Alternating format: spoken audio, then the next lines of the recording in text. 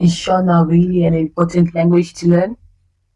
As I sit here, I think of a few things that I think are relevant as somebody who currently lives in the diaspora. The Shona language is really important. It's weaved into several things. The sad part is, as our different generations grow, and we have parents who immigrated into different countries from Africa, children who've grown up here, children who've been born here, and the culture has evolved. Some people are still teaching their kids the culture, but some people are choosing not to. This includes our language. Why I am challenging myself is to start up again in maintaining the language, and I'd like all of you to do the same with me. So, the relevance of this channel basically is to go through some things that I think we need to look into as a community to keep our language alive through the generations. So, what makes our language thrive for future generations is learning the stories from those who come before us, which may be parents, grandparents, if you still have them alive, and other family members. Because we have traditions, the key one that people love so much, if you're female like myself, is Rora in particular. And as generations go by, very few people are understanding what that significance of that ritual is. We are aware of it as females. However, the process of how to go through things is now becoming less and less significant, with people just knowing the words and not knowing the intentions behind it and the actual status of it. And somebody who's witnessed it as somebody older, and also witnessed it as someone when I was younger, and it wasn't relevant to me. So some traditions I feel are being lost because some of us may have witnessed them as younger children, but as we've grown up, because of lack of maintenance or lack of the sharing or lack of resources available, they just fade away. So I challenge you and anyone else watching this with me to try and cultivate what is our culture. Key thing to the Shona culture is our music. We have generations and generations of musicians coming up.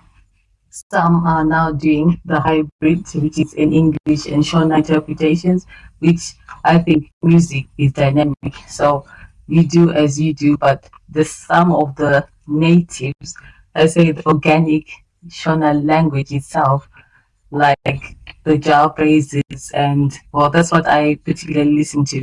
So I talk to speaking to the Jao praises. He speaks deep, authentic Shona, and some of the words are lost to us, or some are there, but due to lack of experience and exposure, the relevance needs somebody else to translate. So I bring it on to anyone who thinks they could participate in the growing of our culture as technology evolves, to bringing those resources for us to keep learning and maintaining. People are choosing to like the songs, which is key to the Zimbabwean culture, and our food, the famous sadza, but they don't know or haven't passed down the significances behind the things.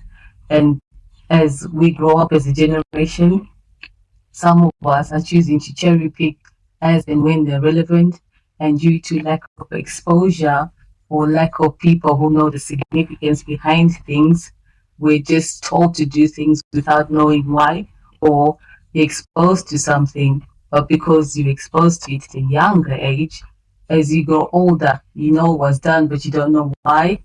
So please, anyone out there with resources, with avenues, with all sorts, come and, put something in the channel and let us build something for our future generation. Technology is there, so let's use that as a platform. I'm not just talking about those in the diaspora. I'm talking and reaching out to even those in native Zimbabwe, because it's now become, I feel, it's become like a them and us, when we can all tap into each other's knowledges and grow as the continent thrives. It just needs people who, which we are, educated enough to use the knowledge we've been exposed to to do that for not just our generation and the generations back home. Tap into each other's knowledges and thrive as a generation.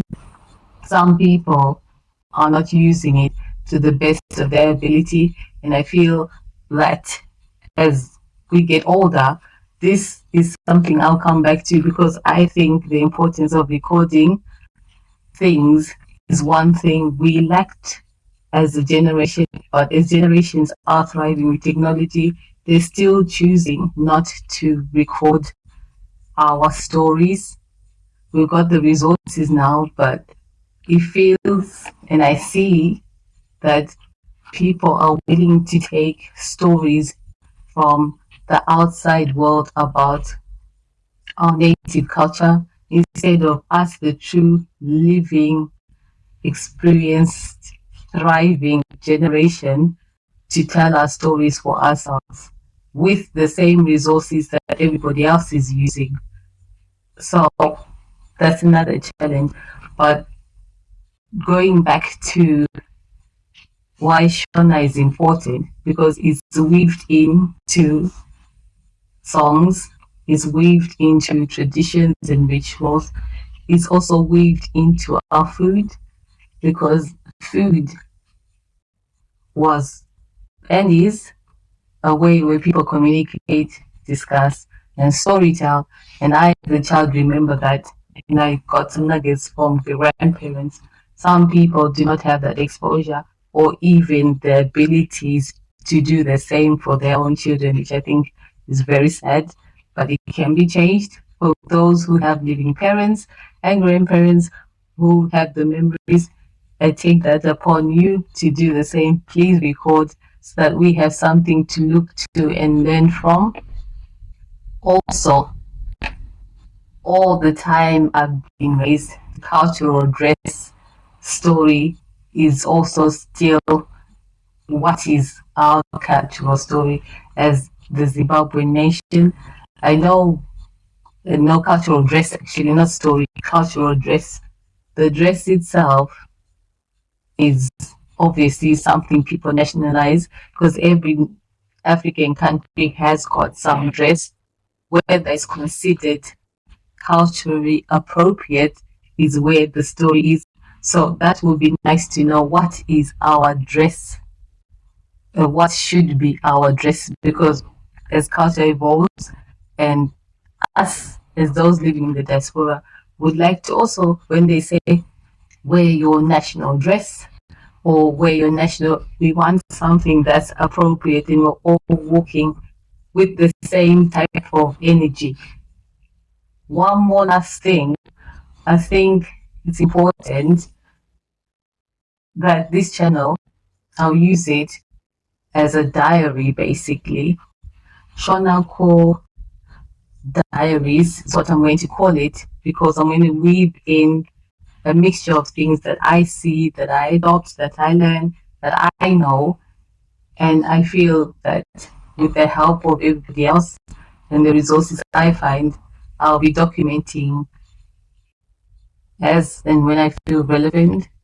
I personally feel that our language is relevant.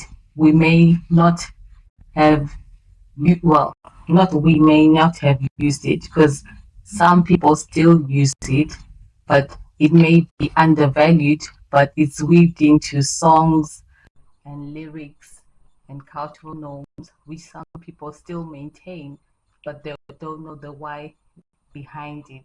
So that's the key thing. We'd like to know the whys behind things and to have the resources available to make sure this is maintained as we grow old, because I'm quite older in age compared to others, and society is using technology and social media to make sure these things stay in place and recorded. So please do the same for what you're willing to, because not everybody wants everything about themselves out there, but anything relevant to our culture would be welcome, good and bad, because I don't think everyone is as every world is as polished as it seems, so good and bad.